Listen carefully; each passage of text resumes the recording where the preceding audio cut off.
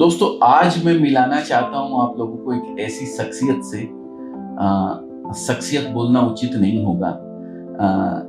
एक ऐसे दोस्त से, एक ऐसे बड़े भाई से, एक ऐसे गार्जियन से जिसने पिछले 30 साल से मेरा हर मुकाम पे, हर मोड़ पे, जहां मुझे कोई तकलीफ आई, जहां मुझे कैसा भी, मेरे साथ अगर कुछ अच्छा हुआ, मेरे साथ अगर कुछ बुरा हुआ, मेरे साथ कुछ गलत हुआ, तो मैंने अगर किसी से शेयर किया है तो सिर्फ और सिर्फ उस शख्सियत से, उस दोस्त से और उस बड़े भाई से शेयर किया है।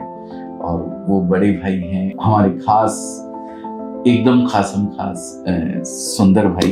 लेकिन आपकी तरक्की की बातें सुन के और पुरानी बातें याद कर कर के बहुत कुछ सीखने को भी मिल रहा है।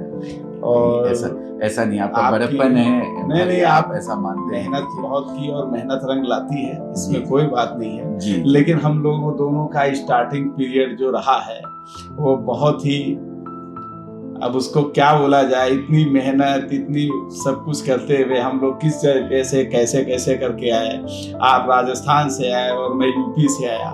मैं यूपी में एक छोटे से गांव में रहता था। वहां से गांव से ना इतनी पढ़ाई की, ना पढ़ाई करने की वहां कोई व्यवस्था थी। धीरे धीरे करके हम लोग सूरत पहुंचे और सूरत में आकर के एक छोटी सी शॉप में जॉब की। जॉब करने के कुछ पीरियड के बाद आपका आना भी उसी फर्म में लिखा हुआ था। उसी समय हमारा और आपका परिचय हुआ। सर, हमारे नसीब थे, ईश्वर ने हमें आप जैसा बड़ा भाई देना था, इसलिए वहीं पहुंचा दिया। फिर भी इसमें कोई खास बात नहीं है, लेकिन मैं पढ़ा लिखा नहीं था जी, लेकिन मेरे ड्रीम हमेशा बहुत बड़े थे।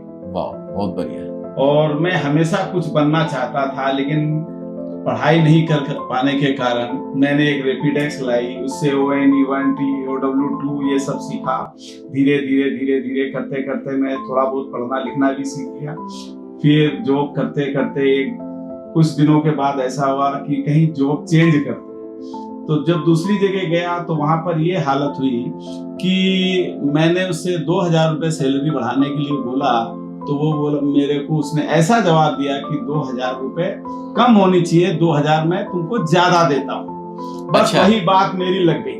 वाह, मतलब आपकी काबिलियत के हिसाब से बोले 2000 में तुमको ज्यादा दे रहा हूँ। ओ माँ। तो फिर मैंने कहा कि ठीक है, आप ये तो आपने गलती की है, लेकिन अब मेरे को समझ में आ गया। उसी दिन मैंने सोच लिया कि अब मैं जॉब नहीं करूंगा, सर्विस नहीं करूंगा। फिर मैं ऐसे ही मार्केट में घूमते घूमते बिना पैसे के व्यापार कैसे चालू करूं, लेकिन जब आदमी सोच लेता है तो वो फिर कुछ ना कुछ कर ही लेता है ऑटोमेटिक। एक जन ने मेरे को ऐसा मिला, मेरे पास रेंट देने के लिए पैसा नहीं था। वो बोला ठीक है, रेंट 1 साल के बाद दे देना।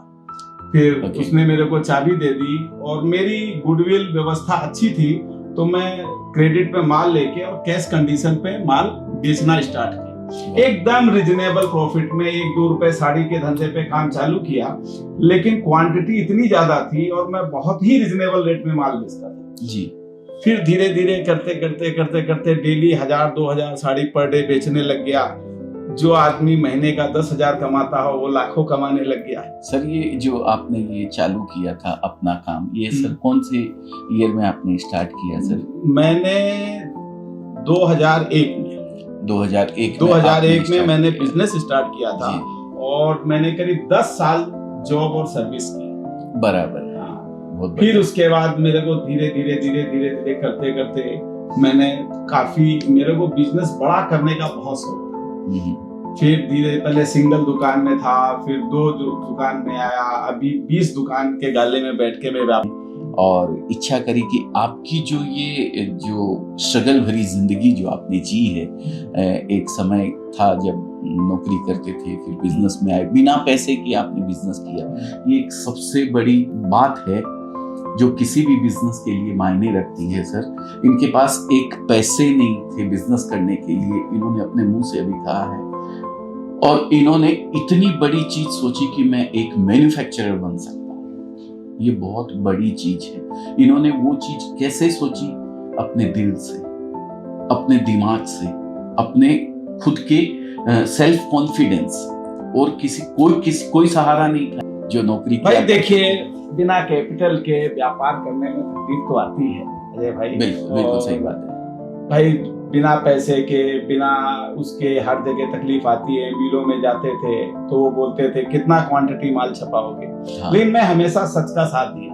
मैं यही बोलता था कि मैं कोशिश करूंगा ज्यादा से ज्यादा सेल करने की, आप मेरे को चांस दीजिए। तो धीरे धीरे करके मैंने छोटे रूप में काम किया, फिर क्वांटिटी इतनी बढ़ गई कि मेरे को कहीं बोलने की जरूरत नहीं पड़ती थी कि आपकी क्वांटिटी क्या है, कि क्वांटिटी सब सामने वाला खुद ही समझ लेता था। एक्चुअली जब मिल में प्रोसेस करवाने के लिए जाते हैं तो एक प्रिंटिंग चार्ज तय होता है कि 10 रुपए मीटर में प्रिंट होगा या 20 रुपए मीटर में प्रिंट होगा। अब अगर उस समय क्वांटिटी कम होती है तो वो जो प्रिंटिंग चार्ज 10 रुपए होता है उसकी जगह मिल वाला 11 रुपए लेता है, 12 रुपए लेता है। वो जैसी रेट, क्योंकि क्वांटिटी कम होती है वहां पे, एक साथ क्वांटिटी बना नहीं सकते, नया एक दुकानदार है, तो उस चीज को भी झेलते हुए इन्होंने आगे, अब कॉस्टिंग अगर ज्यादा आ गई तो ये बेचेंगे किसको, तो उस कपड़े को एक रिजनेबल रेट में बेचने के लिए जरूरी है कि उस पे जो प्रोसेस होते हैं वो सब भी रिजनेबल रेट में हो। तो उन चीजों का इनको बहुत सामना करना पड़ता था। 400 मीटर में प्रोग्राम देते हैं तो वो फिर रेट उनके 12 रुपए। लेकिन मेरी सोच ये थी ना हाँ। कि मैं पहले नो प्रॉफिट नो लॉस में भी किया, क्योंकि मेरे को पहले स्टार्टिंग में तो वो रेटों में काम नहीं होता था जी, जिनका जो बड़े बड़े लोगों का होता था। तो फिर मैंने क्या किया कि मेरे को मालूम था आज मैं 400 मीटर की डिजाइन दे रहा हूँ, लेकिन आने वाले टाइम में 7200 मीटर की डिजाइन दूंगा।